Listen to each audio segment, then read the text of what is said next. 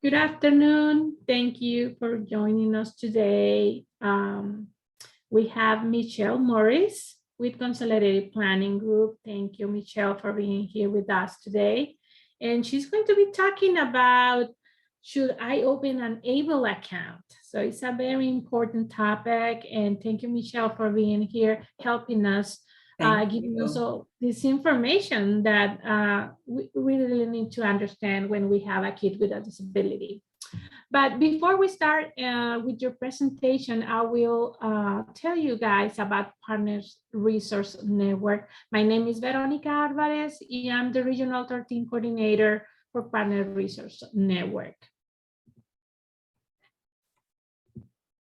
Partners Resource Network is a parent training and information centers for Texas.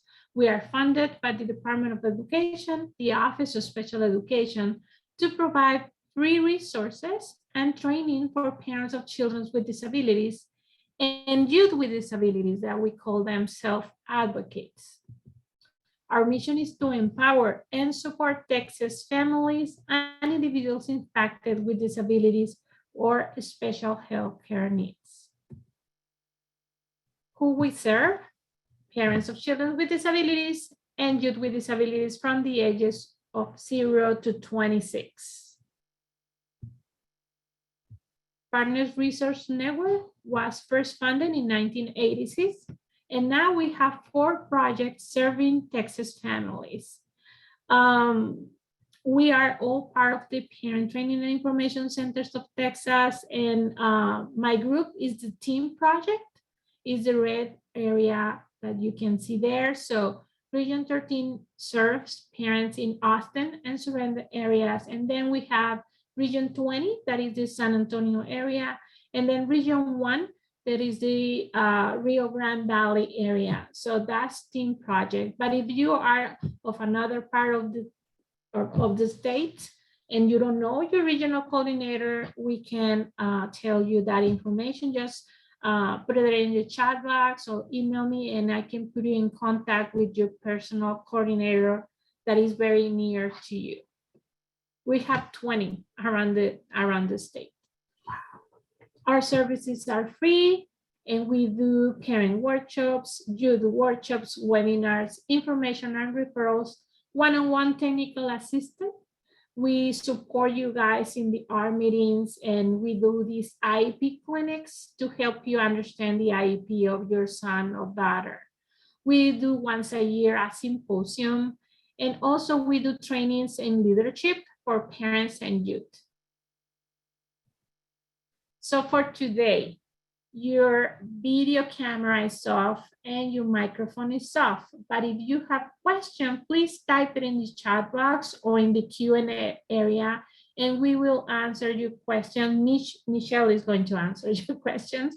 And if we don't know, we can, research it and send it to you in a later date. This webinar is being recorded and we will post this presentation in our Facebook page, Partner Resource Network Team Project. We have a Facebook page where we post our videos, and also Consolidated Planning Group has a YouTube channel and they have also all the presentation in there. Michelle is going to tell you guys about that. And at the end of this session, you are going to receive an email with a survey. There's an evaluation that it will help us a lot. That's how we all got all your feedback, and that's how we report to our grant, and we can continue to give you guys free resources and help. We do not provide CEUs, but if you need a certificate of attendance, please type it in the chat box and I can send you one certificate of attendance if you need one. Again, my contact information, my name is Veronica Alvarez, and that's my phone number, my email. And please visit our website, www.prntexas.org. And also in the chat box, it's my contact information. You have it there if you need it. I'm going to stop sharing. And now we're going to listen to Michelle to help us understand, do we need an ABLE account? Yes, thank you so much. We're going to be talking about ABLE accounts today. First of all, I want to thank you so much for having us and for everything that you do, Veronica, with Partners Resource Network. It is always fantastic to partner with you. And thank you, everybody, for being here today. Like Veronica said, we can't see you or hear you. You're not on video and your microphones are muted. But if you have a question, go ahead and put it in the chat box and I'll do my very best to answer those. This will be recorded and put on our YouTube channel as well, which you can find by going to Consolidated Planning Group on YouTube. The link will be at the end of this talk. And I forgot the other thing I was going to say, so I'll just say thank you for being here, and here we go. So an ABLE account, many people haven't heard of an ABLE account unless you are in this special needs world. But most people have heard of a 529 college savings account. This is the same 529 type of deal, except it's a 529A, which is the ABLE account, and that stands for Achieving a Better Life Experience. And it's the ABLE Act of 2014. So basically, in a nutshell, the beneficiary is the account owner, but the income that is earned in the account is not taxable. Contributions are not deductible, and it does not jeopardize the the SSI benefits or Medicaid or other public benefits that your children can receive because of the disability. So this will not take away from any of their benefits, but you can put money in there to be able to save up money for them. There are contribution and distribution limits, which we will get to, but really a 529A account is a great place for you to be able to set aside money for your child that will not impact their benefits or reduce their benefits. So a few things about ABLE accounts. This is, the fact sheet that the government gives us. It's meant for any disabled individual whose disability started before the age of 26. Anyone can put money into an ABLE account, but you need to know you can only put in $16,000 a year. And if you have more than $100,000 total in your ABLE account, it will take away from your child's SSI and Medicaid benefits. So you do not ever want to go over $100,000 in that ABLE account. If your child works and has an ABLE account, they can contribute additional money, but again, not over $100,000. If you're taking notes, make sure you underline that part. Distributions are for qualified disability expenses, and this is anything really that can be construed as providing a better life for an individual with disabilities.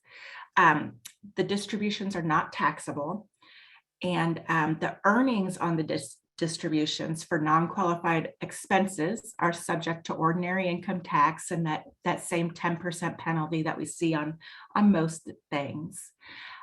It grows tax-free, and you can change your investments in your 529A up to twice a year. You can also, if you decide that you don't need the 529A anymore, you can roll it over to other family members who are eligible. And one thing to remember is that at death, states might be able to reclaim some of the 529 money. So you kind of want to make sure that you play the game in terms of making sure there's only enough money in there that you'll be able to use. because at death, they can take back the rest of the money. So don't put in too much. Kind of have to be careful there. Okay, the next slide here. Oh, I went the wrong way. So sorry. So there are some qualified expenses. Let's talk about those. What an ABLE account can pay for. Basic living expenses, daily things, health and wellness, like healthcare expenses, whatever's not covered by Medicaid or your private health insurance. You can pay for housing using rent or mortgage payments, making rent or mortgage payments. And something that's really important here when we're talking about housing is that you want to use your ABLE account for housing as opposed to your special needs trust. And some people will ask, why do you need both an ABLE account and a special needs trust? This is one reason why an ABLE account is handy, because if you pay for a rent or mortgage payment with your special needs trust, they will reduce your SSI benefits by 1/3. You don't want that. You want to get as much benefit as you can, of course. So you need to use your ABLE account to pay for housing. You can use this to pay for financial management and administrative services, transportation, a car, public taxi, public transportation, stuff like that. Education and training, any employment supports like a job coach or classes to learn new skills. You can even use it for like an iPhone, personal support services, legal expenses, any of this stuff. So if there is anything that you cannot pay for using your special needs trust, you can pay for it with your ABLE account. They work together to help you cover your expenses. This is a list of some of the things that a special needs trust can pay for. Sorry that interrupt. You are not moving the slides. We only can see the first one. No. So you have to put it like in the slide. I think stop my share. Okay. And re-share. Share it again. Okay. Okay. Now. Okay. Yes. Okay. So I'll kind of recap. Just a resume. Yes. If you couldn't read it while I was talking, you might have just, blah, blah, blah. But so I'll recap. This slide is where I was talking about anyone can put money into the 529, $16,000 a year. So, and I can point out here that if you have a 529C, a college account, and you're beginning to think that maybe your kiddo isn't on the path to go to college after all, you can transfer that money into a 529A instead, but only $16,000 a year. And you do not ever, never want to have more than $100,000 in your ABLE account, because it could disqualify your child from getting their SSI benefits.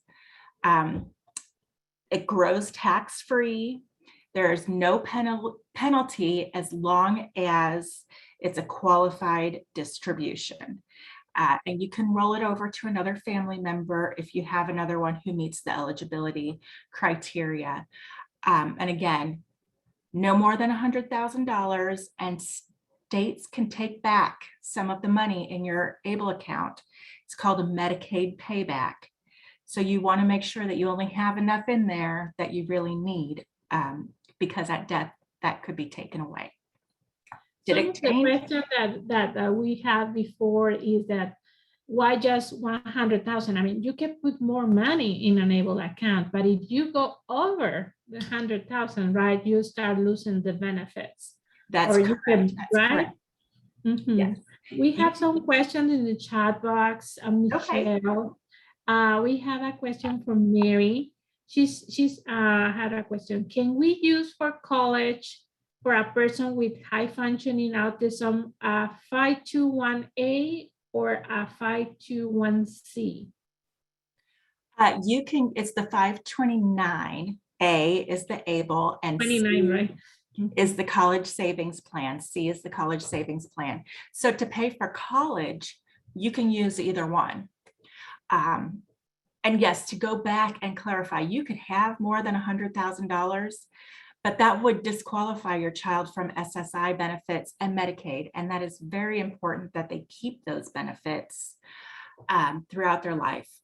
And that's why we can use at the same time the special need trust. You know, you have more money. I mean, you can have it in that other account and use the able account for, you know, a combination for. Right, I mean, exactly. Sometimes. So most of the things that you can pay for with cannot pay for with the special needs trust, you can pay for with the ABLE account. The ABLE account is for anything that will make them a better life for somebody with a disability. Daily expenses, health and wellness, housing. This is what I was saying is very important because you can pay rent or mortgage payments with your ABLE account. You can also pay them with your special needs trust. However, if you pay rent or mortgage payments with your special needs trust, they will take 1/3 reduction or a 1/3 reduction from your check that you get every month for your SSI. You want them to get the biggest bang for their buck or for their benefit, so to speak. You want them to get everything that they are entitled to. And so you want to avoid that 1/3 reduction. They can use it for cars, iPhones, laptops, all of these things can be paid for with a special needs trust. So I'm going to let this sit for a minute while we discuss. Many people ask if you could have more than one ABLE account. No, you can only have one ABLE account. You can convert your 529C college savings account to an ABLE account if you realize that college is not on the road for your child. You can have both a 529C and an ABLE account. The 529C will not be counted against your child as long as the distributions from the 529C go straight to the college. So you don't want to take that money out and put it in their account or your account and then write the check. You want that money to go just straight to the school. So this is the kinds of things that the special needs trusts can pay for. Lots and lots of stuff. Telephones, tickets, services, entertainment, transportation, memberships, clothing, prescriptions, all kinds of stuff. What the special needs trust cannot pay for, we've already talked about rent and mortgage payments. I mean, you can, but you're going to lose benefits. Don't pay for real estate taxes, gas, electricity, water, so utilities, homeowners insurance. You cannot take cash out of your special needs trust, and you cannot pay for food with your special needs trust. It's like the things that you have to have, the basic daily necessities, you should stay away from your special needs trust for those things and use your ABLE account instead. And that is why you should have both so that they work together. You cannot reimburse a client for any items that they purchased unless there is permission of the trustee on the special needs trust. Veronica, it looks like there's a lot of people asking questions. Chatting. Is there anything I need to know? Okay, let me go back because we have a lot of questions. We have for Marcin, is food a qualified distribution? I mean, is food a qualified distribution in an ABLE account, right? So yes, food it is. Goes with your ABLE account. Daily living, ABLE account. Fun stuff, special needs trust. Sarah, what happens if we move to another state? Can we transfer the ABLE account to another one, or we will have to? What happened when you move from Texas? That's the question. You actually, ABLE accounts can be opened from any state. Texas has an ABLE account, but they were kind of late to the party in terms of states setting up their ABLE accounts systems, I guess. And when they came late to the party, they didn't really like come with a great appetizer or anything. Other states have better systems, and there's also private ABLE accounts that you can be enrolled in. So it really doesn't matter. And once you set one up, it doesn't matter if you move, you can just keep that same one. For example, my kids, they have their 529C set up in Ohio, I think. So yeah, it definitely doesn't have to be Texas, and it doesn't have to stay where you are. Got it. Is the 100,000 limit for contribution made, or does it also consider the growth of contributions?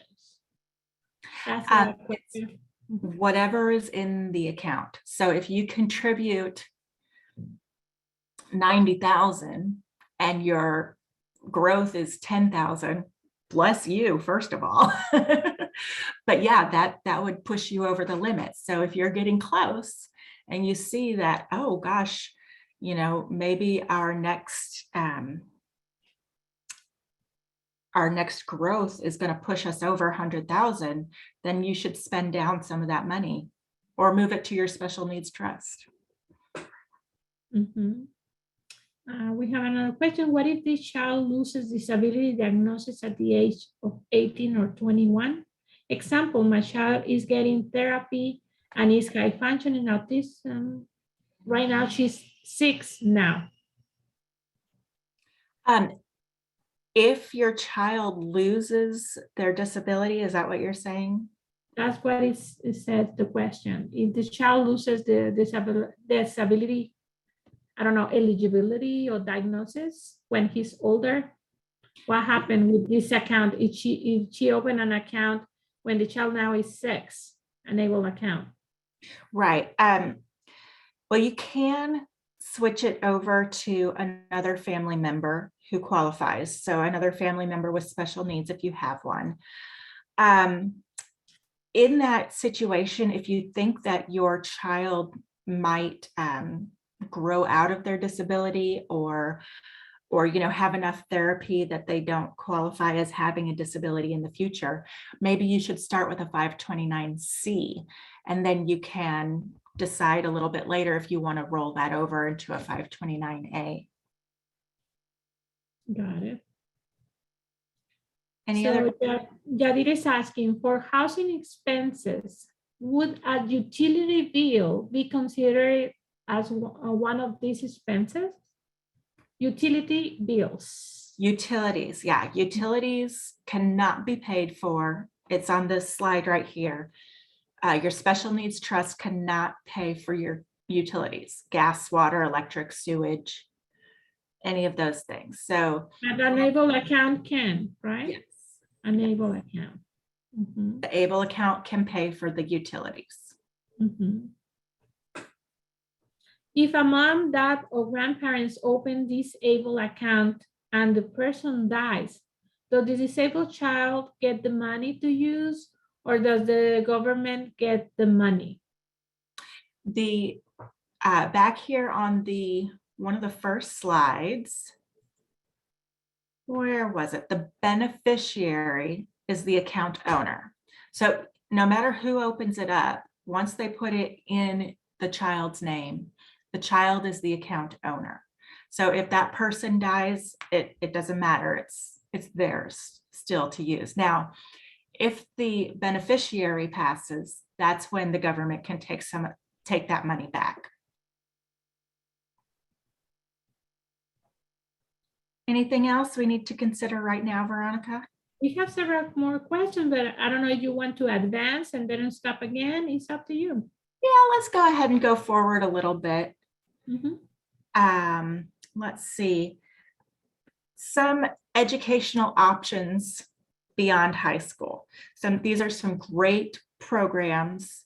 If your kiddo is thinking about college or you want them to go to additional training beyond high school, these are some great programs that are out there.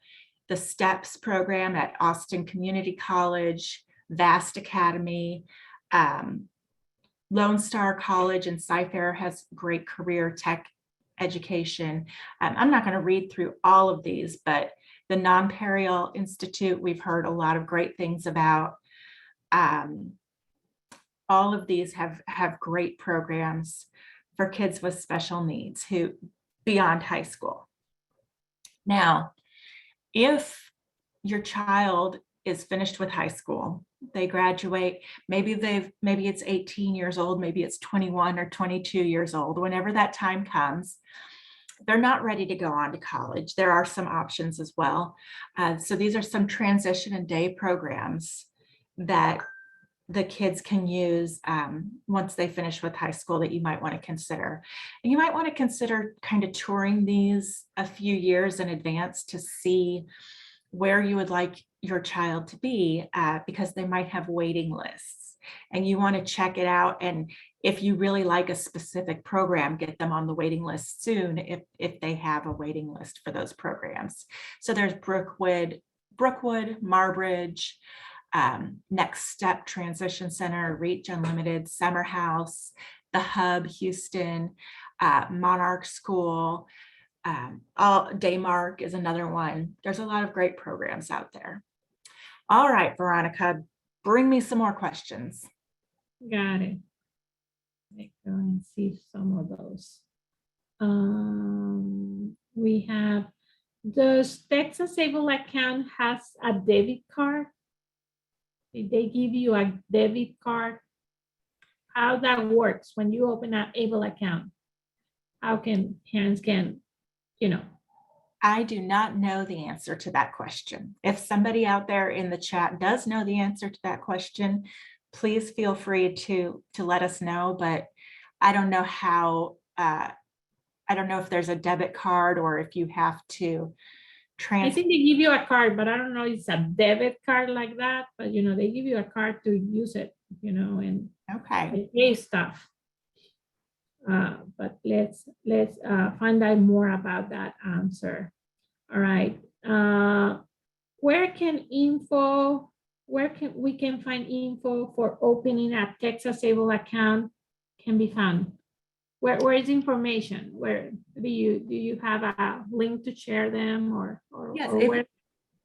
If you would like to reach out to us, we can definitely share that information with you. I don't know that it's in this slideshow, but again, Texas Able account might not be the very best option for you.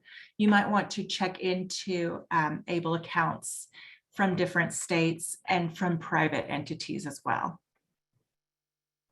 Got it. How do I find transition and day programs near me? There's great programs all over the state. And of course, we can't list all of them.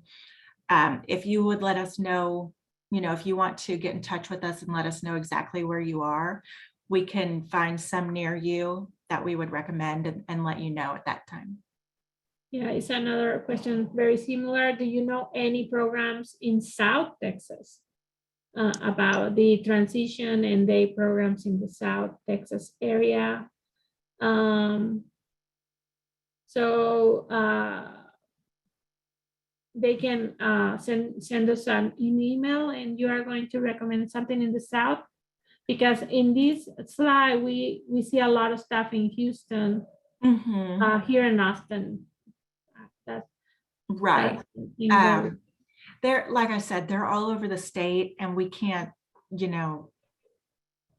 go through all of them. But if you have a specific area that you would like us to look into for you, we certainly can. Of course, there's programs all over the state like Partners Resource Network who can also help you find some of these great resources. But we're definitely able and willing to help you find that. Sure. Can you take monies from an inheritance and put it in an able account? I think money. Can you take money from an inheritance and put it in an able account? We have a question. Yes. If once someone inherits money, I mean, you can do pretty much whatever you want with it. It becomes yours, but for it not to count against your child, it really should go into a trust or an able account. It usually is better, right? When you having life insurance money or an inheritance to put it in a special need trust Mhm. than an able account, because sometimes it's a lot of money. So you don't want to go over the 100,000, right? Right. You don't want to go over the 100,000. And again, you can only put in 16,000 a year. So if Year. it's over 16,000, it might take you 2, 3, 4 years to put it into your able account. So you might as well just put it into the special needs trust. Got it. Can you repeat what you can pay for, what you can pay with the special need trust? Sure, I can put that slide back up, but we are going to send you these slides.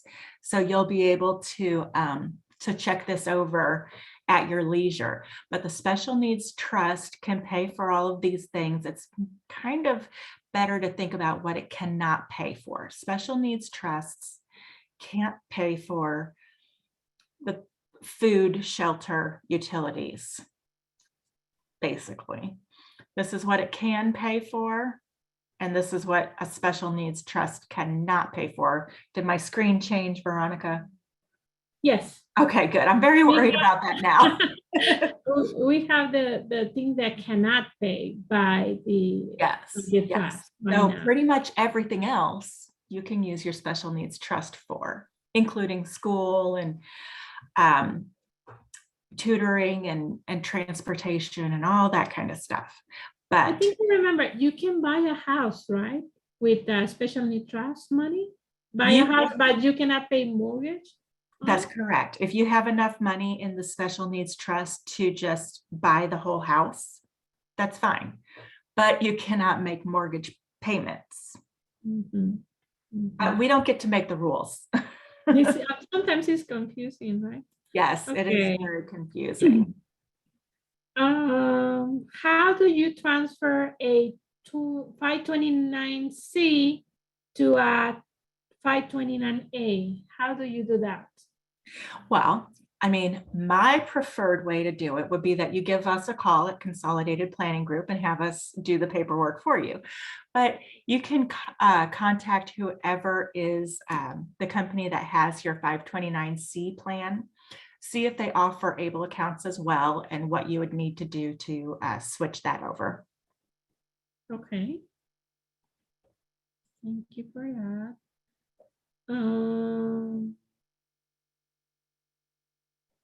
Can you suggest someone in Montana to talk about setting up an able account? Do you have contacts in Montana? I don't personally. We might, as a company, be able to find you someone in Montana. Again, the able account can be anywhere in the country. It does not have to be in one particular state. You really just want to find the best able accounts out there. And those right now are Ohio and private firms, but not Texas. So here are some more residential and partial residential options for after high school, and it does give a lot more areas on More this areas. slide. You cover more areas. Can you explain a little bit more? I have, that question is for me. Why are you against the Texas able account? What are the difference between Ohio able accounts versus Texas, or the main one? I mean, you don't have to be all the details, but something. It's just the way that they're set up. You know, there's banks that you like better than other banks. And the same way there's just able accounts that are better than others. Maybe they have a better rate of return or they have lower fees.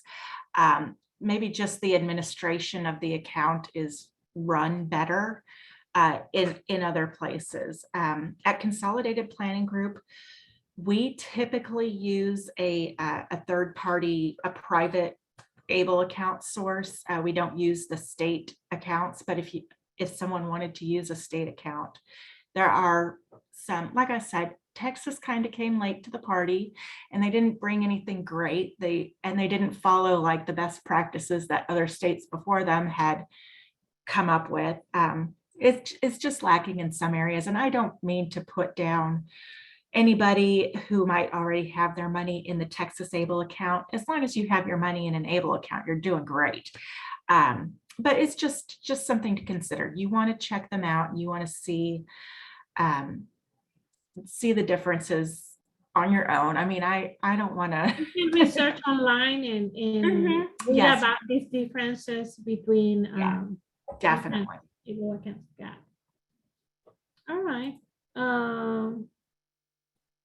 What else?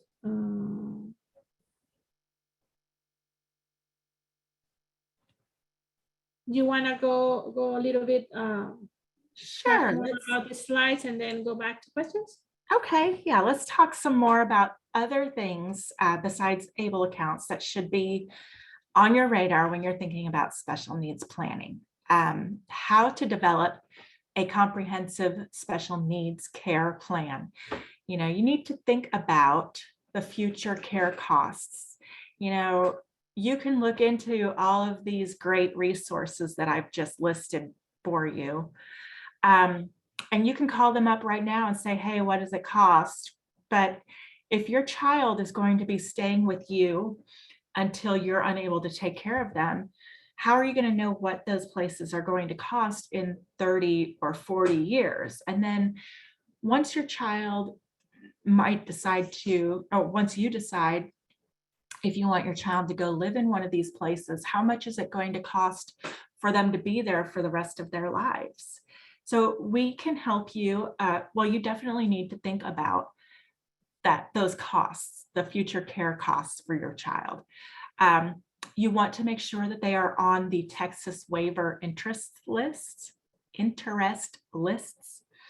They can be 15 to 17 years long to get your waivers. And these are things like waivers that can help pay for medical costs and supplies and therapies like music therapy and equine therapy and art therapy.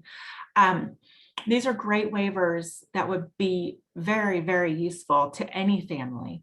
Not only that, but if you qualify for waivers, you qualify for, if you qualify for Medicaid, you qualify for the waivers. So it's just really important to get on those lists as early as possible. If your child is already grown and you haven't put them on those lists yet, that's fine. I mean, they can still use those things when they're 30 or 40 or 50. Just get your kids on the waiver lists.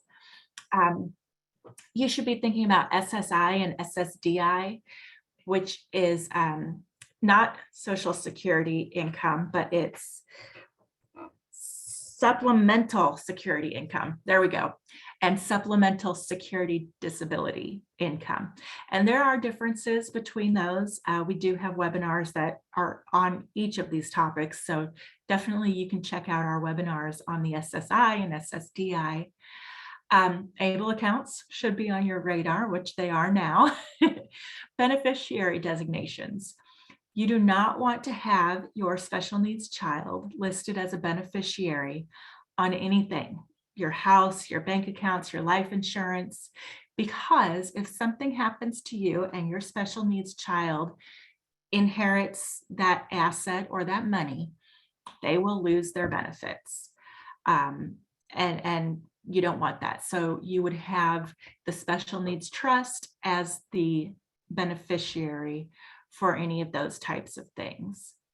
And you want to talk to your parents too about that, because, you know, grandma and grandpa love their grandkids and they want to do the best for them and they want to leave them some money. But if they leave it incorrectly, if they leave it directly to the child, that will cause problems with their other benefits. So you need to make sure that you talk to your parents about that as well.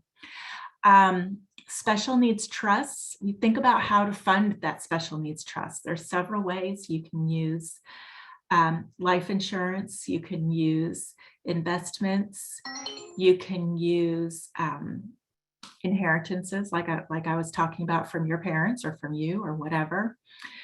Child support. Think about this. If you are going through a divorce and your child is going to get child support beyond age 18, it needs to go to a first party special needs trust, because if your child is making money, I hope you see where I'm going with this. Again, if your child is making money, they will lose their benefits. So the child support needs to go to a special needs trust. Do start touring and checking out the residential living facilities around age 15. If you think that, by 18 or 20, they're going to be going to a residential care facility, there might be wait lists. So you want to know that in the future. Know that if you need to prepare for that. You should think about guardianship. Now, some people think that guardianship is just too much. They don't want to take away all those rights, which is totally understandable. So think about power of attorney, healthcare power of attorney, supported decision making. I mean, even my boys, they're not special needs, but my son is away in Chicago in college. And I had him sign a power of attorney and a healthcare power of attorney in case something happens to him, because heaven forbid he gets run over by the L train and something, he's in the hospital and the doctors won't talk to me because he's 20 years old, 21 tomorrow. And I need to have the power of attorney to make sure that I can take care of him, right? So think about that for all of your kids who are 18 and over. And as a matter of fact, the beneficiary part, your children who are 18 and over, who are neurotypical, I don't know if my 18-year-old could handle a large sum of money right away. Maybe that should go to a trust as well. Just something to consider. Guardianship. If you're thinking about the guardianship, you can start that process 6 months before they turn 18. Think about what's going to happen after high school. Maybe a college program, maybe a certificate program, maybe just some tech or training classes, and definitely get on the waiting list for any community-based care facilities and for those waivers. Waiting lists are long, and it's important to know what you want for your child. All right, I see we have like 25 more chat bubbles here. We have a lot of questions, yes. Oh my goodness. All right, let me find out where we left the questions. I just saw one that said, how do you open a special needs trust? So I can cover that. Okay. You need a lawyer to set up a special needs trust. There are two different kinds, two different ways you can open them up. One is called a testamentary trust, where you put it in your will and you put wording in your will that basically says, upon my death, my assets will go to the special needs trust for Johnny Smith. Not my assets will go to Johnny Smith, but my assets will go to the special needs trust to care for Johnny Smith. So that's called a testamentary trust. If you have money now that needs to go someplace for Johnny Smith, you need to open a special needs trust now, not when you die. So that would need to be done by an attorney. My company is a holistic financial planning firm. We do financial planning. We focus on families that have special needs kids and the ins and outs of special needs planning. We do not do wills, trusts, guardianship. Those things are for lawyers. And we can refer you to some fantastic lawyers who do those things every day. But that's not what we do. Got it.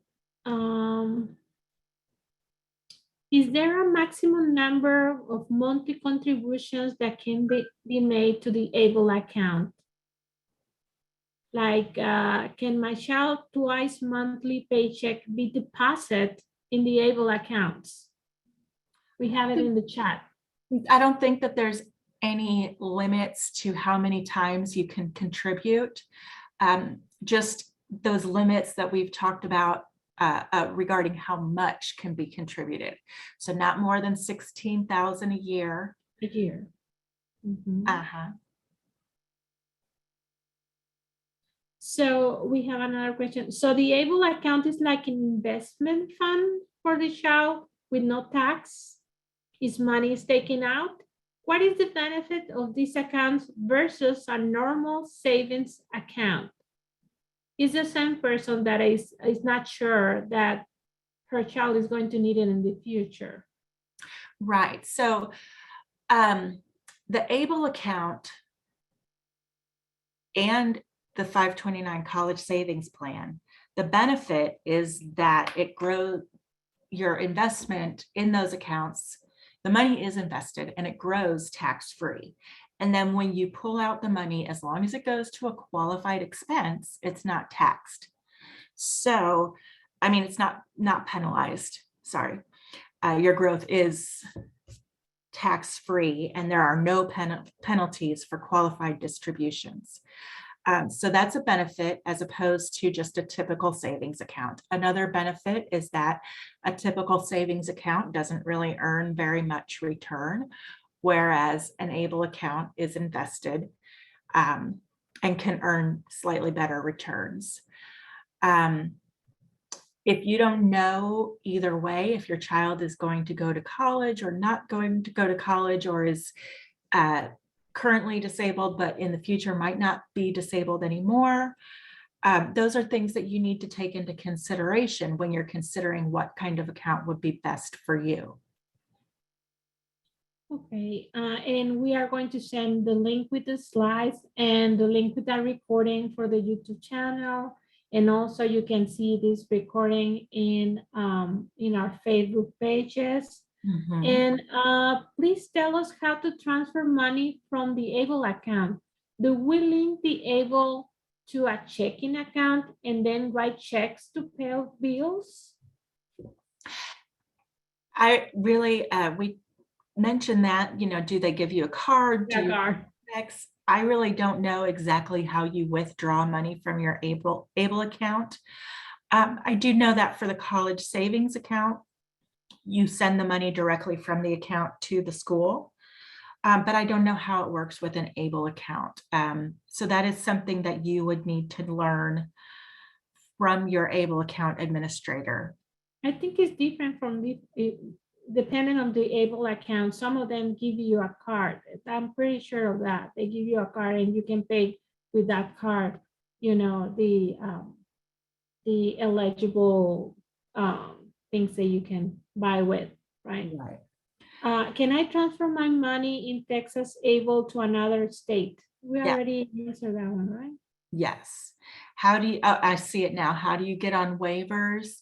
You need to call your local intellectual disability, the LIDDA, L-I-D-D-A, your local authority. We can help you figure out who that is, depending on what area you are in. You call them and they can help you get on some of the lists. And then there's another phone number for some of the other lists. We do have an entire webinar about the waiver programs and how to get on all the lists if you look in our YouTube channel.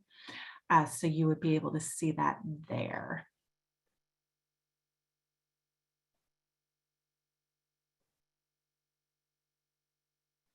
Okay. It is one ABLE account for a disabled person. Example, what if my parents want to open an account as well as my son? If your parents want to give money to your son for an ABLE account, you need to just put it all in the same account.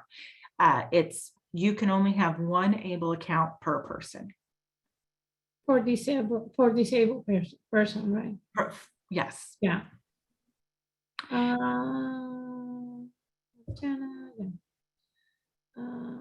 If the money in the account is used to buy a house, can the house be the special needs person name? And would that affect the Social Security benefits? The Social Security, the SSI benefits, and Medicaid, you are allowed to have one house, one car, and $2,000. You cannot have more than $2,000 in your name, or you'll be disqualified. And you cannot have any more than one house and one car. So this is our team at Consolidated Planning Group. Allison is the owner of the company along with her husband, Jeff. And then there's me and my husband, Andy. We are two couples. So we're truly a family-focused, small boutique style company. When you call us, I mean, you might get any of us. Dalen and Jessica and Meredith help set up appointments and webinars and things like that and help us get our paperwork in. But Allison, Jeff, myself, and my husband, we are the financial planners of the company and the special needs planners. So when you call us, we truly work on a collaborative team. We know what's going on with all of our clients so that when you call, you don't have to explain everything all over again. It's more like calling a friend, calling a trusted advisor. We do offer a free personalized consultation to everybody. So this normally takes 30 to 45 minutes.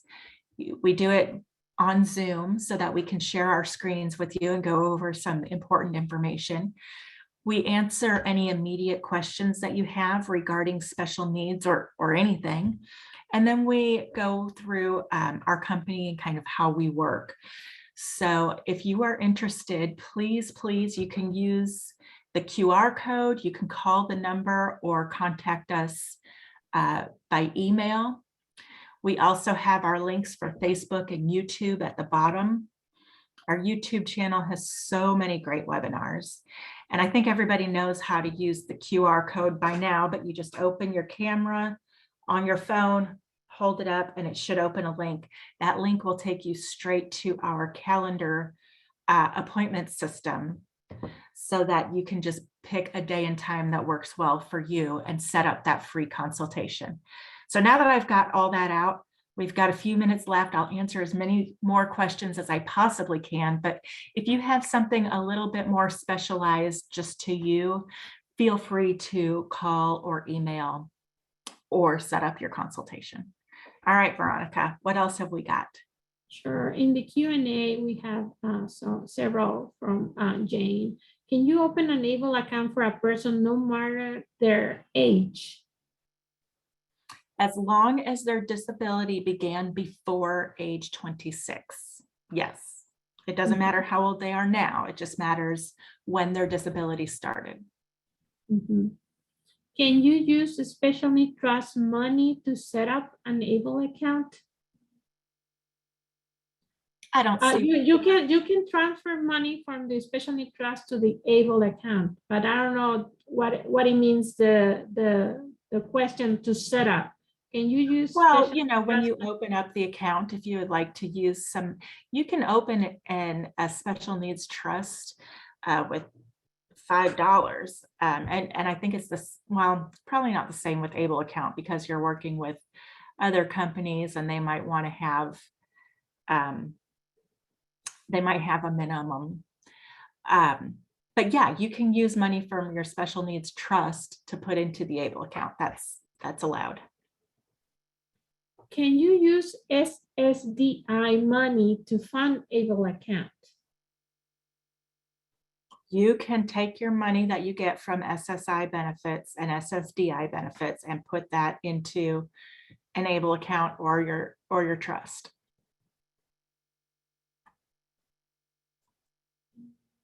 have more in the chat, more questions. Let me go in and see it.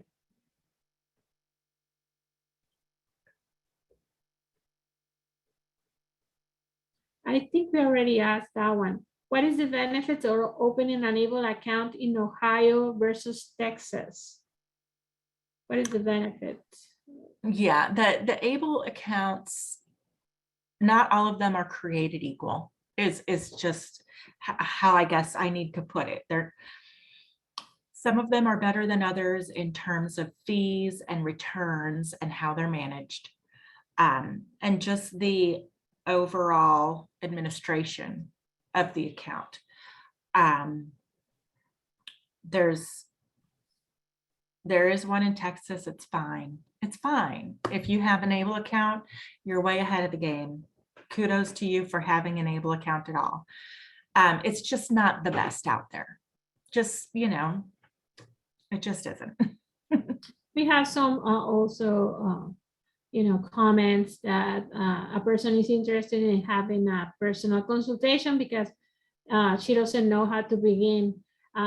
We are the same. We're feeling the same when we are in this path, but we have to start somewhere, right, Michelle? Yeah. Yes, and that's what we hear every day, is that people don't know where to start. They don't even know what questions they have because it's so overwhelming. And that's kind of why Allison started this company, or started taking her company down the special needs path, because she has 2 special needs kids, and she was seeing how difficult it was, unnecessarily difficult. And so we offer guidance and basically hand-holding on some of these things that people need, because it's just so overwhelming and you're already dealing with so much. So people come to us and we don't look at the past. We want to know what you've done so far, planning wise, in terms of planning for your family's future and for your special needs loved one. But we don't judge, and we don't, we're not going to punish you. We want to help you make a brighter future and look forward with confidence. And we're not going to, oh, you haven't done this yet, shame on you. No, that's not how it is. We're looking forward. And as long as you're coming to webinars like these or making appointments to have your questions answered, that's great. All right. Well, let me see the time. We have just 2 more minutes. Let me go to Q&A. They're saying thank you, and they are going to set up the consultation. And thank you for the information. Is the 16,000 limit liable to change with changes in the Texas law? Yes, the $16,000 limit does change. As a matter of fact, last year it was only 15,000. So it definitely does change. So if your child is young and right now the limit is 16,000, perhaps it will go up as your child ages, but we don't have the crystal ball for that yet. Does it matter if an adult receives SSI? Does having an able account affect their SSI payments? No, the able account and the trust, the special needs trust, are 2 places that you can have money for your special needs child that will not affect their SSI benefits. And that's why we recommend that you have those, the special needs trust and the able account, because money in those places doesn't make any difference. The SSI money usually is the setup is for you receive the money for house and shelter and food, basically. So it's